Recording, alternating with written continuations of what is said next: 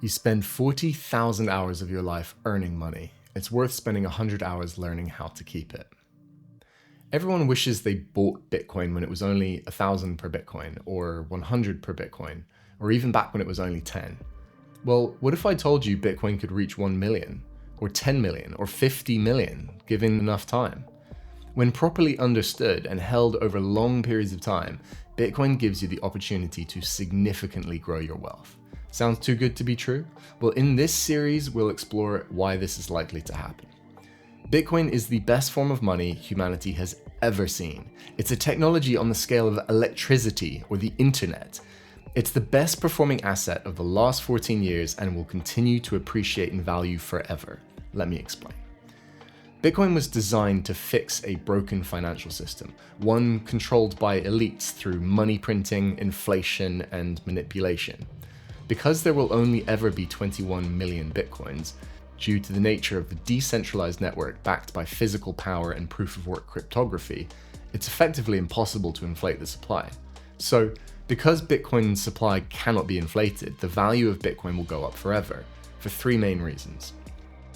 Bitcoin's value grows almost exponentially because of the network effect. More users make it significantly more valuable, which attracts even more users in a powerful self-reinforcing cycle. It's a virtuous cycle of adoption that follows an S-curve, as do many technologies, and we're still at the beginning of that adoption. The next 9 years will mark a gold rush. As of 2025, 19.2 million Bitcoin have been mined. This is 95.2% of the total supply. In the next 9 years, when 99% of the Bitcoin supply will have been mined, there will only be 210,000 Bitcoin, or 1% of the total supply, left to be mined over the next 100 years to the year 2140. But even when we eventually hit 100% adoption, the value will continue to rise. Fiat currencies are like a melting ice cube. Every time a currency like the dollar, the pound, or the euro is printed into existence, the supply increases, making each unit, each dollar, less valuable. Because we measure Bitcoin's price in dollars or pounds or any other currency, all of these currencies are subject to inflation, and all of them will fall in value when measured against Bitcoin. In other words, Bitcoin has no top because fiat has no bottom. Even when we hit 100% adoption of Bitcoin and fiat currencies no longer exist, Bitcoin will still continue to appreciate in value. This is because technological innovation and competition in markets drive prices down. 71 years ago, the first home-color TV would cost you $1,000. That's $13,000 in 2025 money. The average 65-inch flat-screen TV today would cost you around $1,000. That's only 8% of the original cost, a 92% decrease in price since 1954. Because the dollar has inflated so much since 1954, the nominal cost of purchasing a TV remains around $1,000. But if we were on a Bitcoin standard, there would be no inflation of the money supply, so you would actually see the 92% drop in price, meaning that after 71 years, the TV would cost the equivalent of $80. This isn't just TVs though, it's everything. Food, energy, housing, medicine, holidays, education, you name it. Every technological innovation that's caused competitive markets to be more efficient would translate to lower prices for everyone, and not just the super rich. The economic implications and downstream effects of this cannot be overstated. It's incredibly important and would make the world a significantly better place. Just look at the housing market.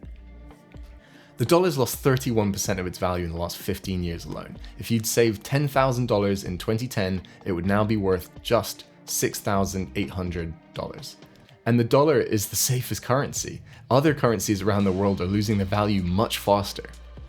To avoid this loss in purchasing power, people store their wealth in stocks, gold, and real estate. When people buy houses as a store of value and not just to live in them, that gives the real estate market something called a monetary premium, which basically just means how much of the value is because it's being used as money instead of being used as, housing. Remember, money is the thing that we acquire to not consume. We acquire food to eat, or cars to drive, or holidays to enjoy, but we acquire money not to consume, but to save in exchange for the things that we do want to consume. Money is unique in this regard. So the fact that Bitcoin is not used for anything other than being money is a feature, not a bug. When people say it doesn't do anything, you can't use it for anything like you can with gold, that's a good thing. We want our money to have a 100% monetary premium. That's what makes it good money. We don't want other things to have any monetary premium if possible, particularly housing. When people use houses as money to store wealth, it drives the prices up, stops the average person from being able to afford somewhere to live, resulting in homelessness, mental health problems, and many more downstream problems. When the world catches on that Bitcoin is the single best way to store their wealth, the people using houses as money will sell those properties and buy Bitcoin to store their wealth instead. This will increase the supply of houses on the market and drive prices down to more reasonable levels, making them affordable again for people who actually want to live in them. It's estimated that between 50 to 75% of real estate value is monetary premium. Real estate has a total market cap of $330 trillion worldwide. That is between $165 trillion and $247 trillion worth of value that could flow into Bitcoin from real estate in the near future. When priced in Bitcoin, the value of houses falls over time. Bitcoin could even end wars. Wars are expensive. Historically, governments have relied on money printing to fund them because raising taxes to pay for war is politically unpopular. If citizens were directly taxed to finance wars, they would resist, protest, or vote out the politicians proposing it.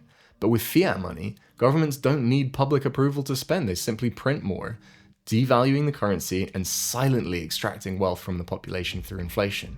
This allows wars to last much longer than they otherwise could. Bitcoin changes this. Under a Bitcoin standard, governments wouldn't be able to print endless money to fund wars. They would have to tax citizens directly, making war efforts far more difficult to sustain. Without the ability to create wealth out of thin air, the cost of war would be felt immediately, forcing governments to be more accountable to the people. Some argue that this could fundamentally transform warfare, shifting global conflicts from physical destruction to economic competition over securing Bitcoin and energy resources. Jason Lowery's soft war thesis explores this idea in depth, suggesting that Bitcoin could act as a form of non-violent economic deterrence, replacing traditional warfare with strategic competition in cyberspace and energy markets. The key takeaway: the ability to print money fuels war. Without it, wars have become harder to fund and governments are forced to make responsible decisions. Bitcoin could be a major force in reducing large-scale conflicts as we know them. So to recap, adopt Bitcoin and hodl for long periods of time, and you can significantly grow your wealth and fix the world while you're at it. All of this is great, but how does Bitcoin compare to, say, gold or fiat for that matter? Find out in the next episode. Thanks for watching.